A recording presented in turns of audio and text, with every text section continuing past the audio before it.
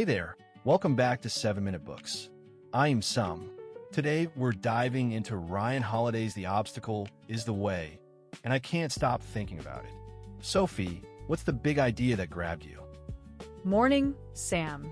So The Obstacle is the Way by Ryan Holiday argues that the problems we usually run from are actually the raw material for growth. It's Stoic philosophy made practical. Right. And he's not just talking about ancient philosophy.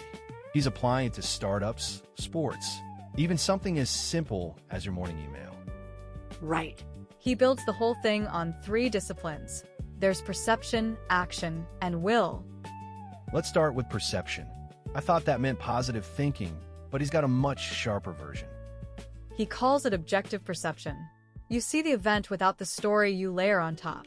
A project fails. That's a fact. Calling it a disaster is a narrative you choose. So the event is neutral. The meaning we give it changes everything. Then he asks a simple question. What's in my control? Exactly. Your own thoughts, judgments, and actions are in your control. Everything else is outside, so you don't spend energy there. So you're not a victim. That's huge.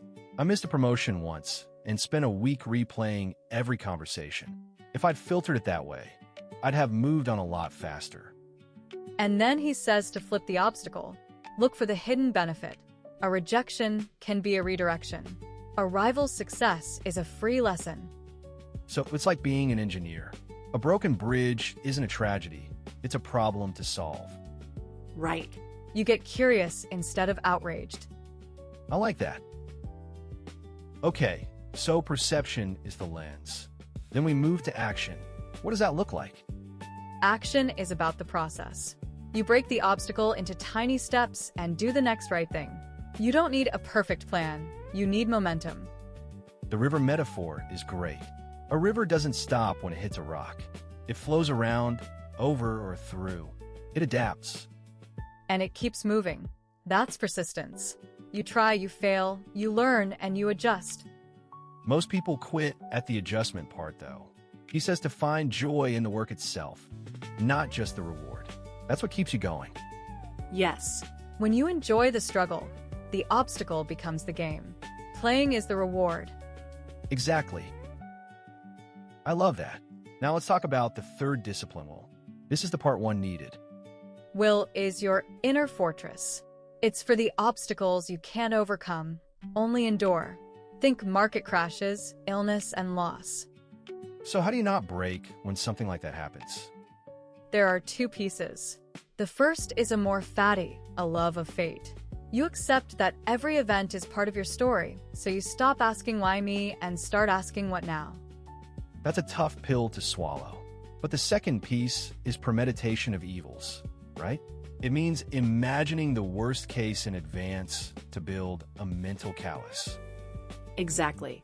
You rehearse your response to a failure or a betrayal, so when it actually happens, you're not frozen.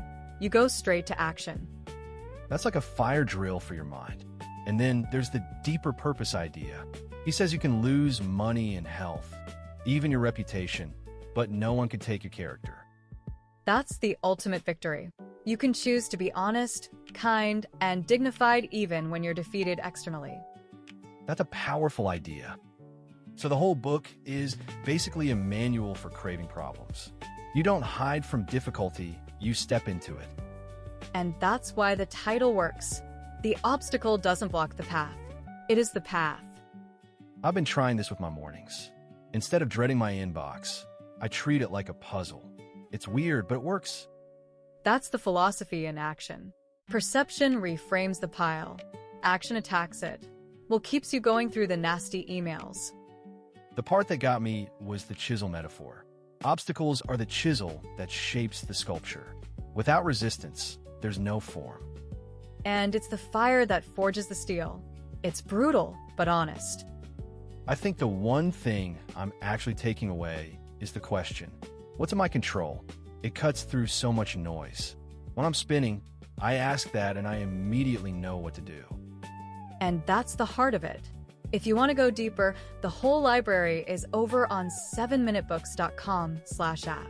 It's got more than 6,000 fiction and nonfiction titles you can read or listen to in any language, plus infographics on many of them.